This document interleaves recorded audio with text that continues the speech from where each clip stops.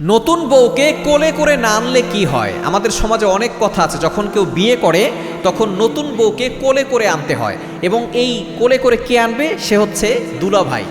যে শালক আছে তার দুলাভাই, যে সে নাকি বউকে কোলে করে নিয়ে আসবে। খবরদার, এগুলো হচ্ছে হারাম। কোনো দুলাভাই তার শালার বউকে নিয়ে আসবে, এটা ইসলাম সাপোর্ট করে না।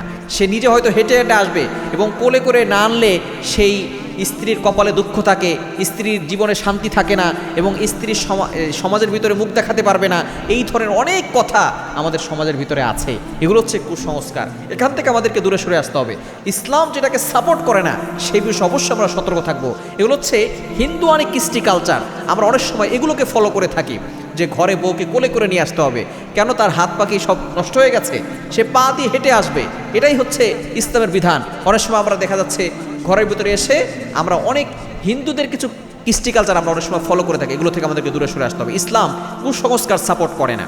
ঘরে করে কোলে করে যদি কোনো স্বামী আনতে চায় সেটা আনতে পারে, সেটা ভিন্ন বিষয়।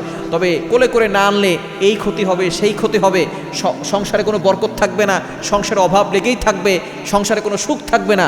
এগুলো যারা বিশ্বাস করে তাদের ঈমানও কিন্তু থাকে না। এজন্য অবশ্যই বিয়ের ক্ষেত্রে আমাদেরকে সতর্ক থাকতে হবে। আমরা অনেক সময় বিয়ের আগে গায়ে হলুদ দেই। গায়ে হলুদ দেওয়া এটা কিন্তু মুসলমানদের সংস্কৃতি নয়, এটা হিন্দু অনেক কৃষ্টি কালচার।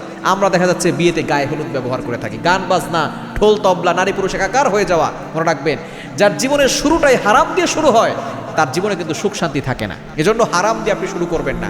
বিয়েতে গান বাজনা, এরপরে গায়ে হলুদ দেওয়া, এগুলো হিন্দু অনেক কৃষ্টি কালচার। এগুলো থেকে আমাদেরকে দূরে সরে আসতে হবে। আমাদেরকে সতর্ক থাকতে হবে, যাতে করে আমরা ইসলামকে মেনে তারপরে চলতে পারি। তাহলে দেখবেন আপনার সংসারের ভিতরে শান্তি আসবে, সকল অভাব দূর হবে, আপনার স্বামী স্ত্রীর ভিতরে মহব্বত আল্লাহ তাআলা বৃদ্ধি করে দিবে।